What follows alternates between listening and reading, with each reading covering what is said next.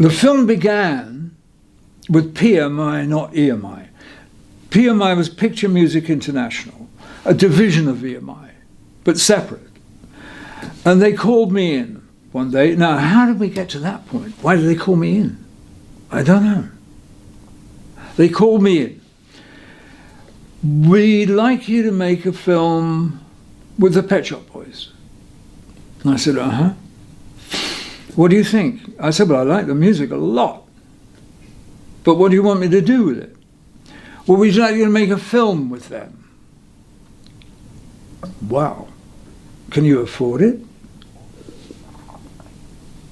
They're not cheap, I'm not cheap, and there'll be hundreds of people involved. Oh, you can't have hundreds of people. Well, let's try and get real. What do you want? We want a film. Yep. And we want 12 songs to be in the film. I'm not doing a film with 12 songs. Absolutely not. Maximum 6, 7, or 8, that's your lot. You want to put more in it? Do it yourself. Because anybody can do that. So these discussions progressed a little. Then it turned out the Pet Shop Boys were in favor of these discussions because they'd seen something else I'd done. It might have been Dali, it might have been Highsmith, I'm not sure. So we worked it out that we could do this. Except still nobody was talking about how much, which was critical. Eventually, we narrowed it down a bit and decided it could go ahead, but then they came in with conditions I hadn't foreseen, like it has to be shot in X number of weeks, X number of days, X number of songs in it, and certain restrictions on the money. I still wasn't convinced it could be done. I was not. And the more I did the sums with my guys, I couldn't make any of it fit. I couldn't work how you do all this on this bit of money, over this bit of time. So I said, no, I can't do it. Can't. We'll have to forget it, boys. Find somebody else. Plenty of guys out there will take this job on. No, we want you. I said, well, you're going to have to make some moves. So they came up with an equation for the days and the weeks and the this and the that, and I studied it and I still couldn't make sense of it. How can we do all this on this kind of money? So I rang David Lean, because I was about to move all my belongings into Pinewood Studios. Because you worked in Pinewood Studios, you go to lunch, you walk down the corridors.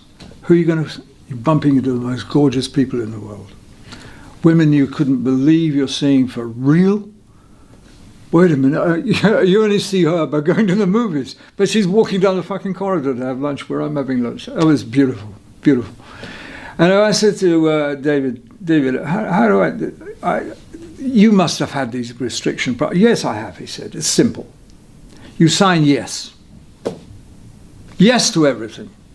Every unreasonable condition they give you, sign for it. It's okay. In your case, it's a lack of shooting days. Yeah. Just that. Right, said sign for it. Then, when you get out there, change the working day's length. Suddenly move from a normal working day over, say, 3, 4, 5 weeks, double the hours. They'll never get the invoice until it's too late to put it right.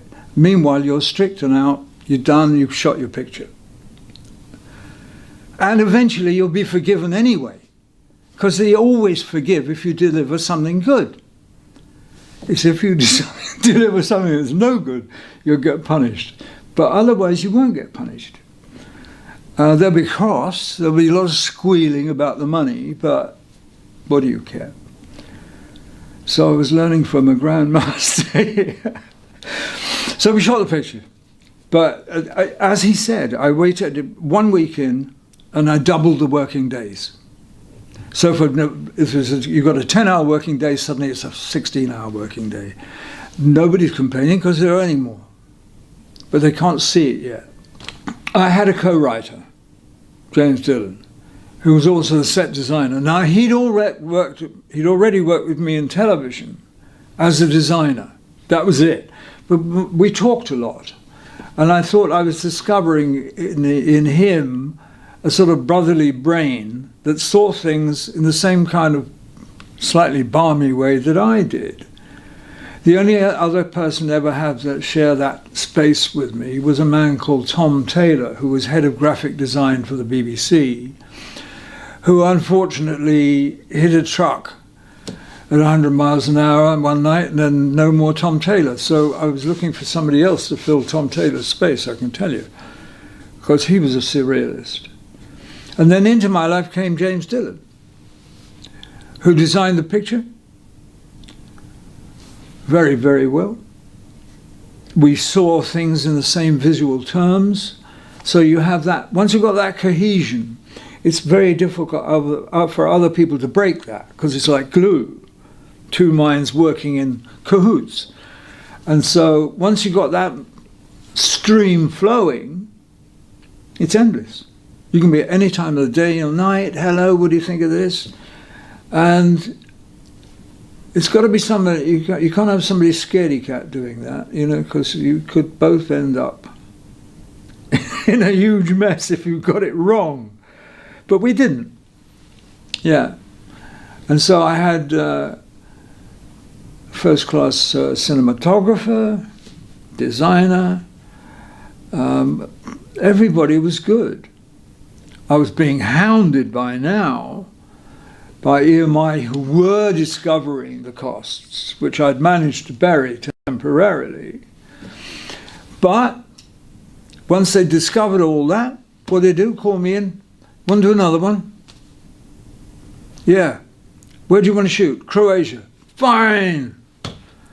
And so we've got a giant crew now flying to Croatia after they've discovered the ins and outs of how we've managed the money. So if that proves anything, it proves that stick to your guns. If there's anybody young listening to this, stick to your guns.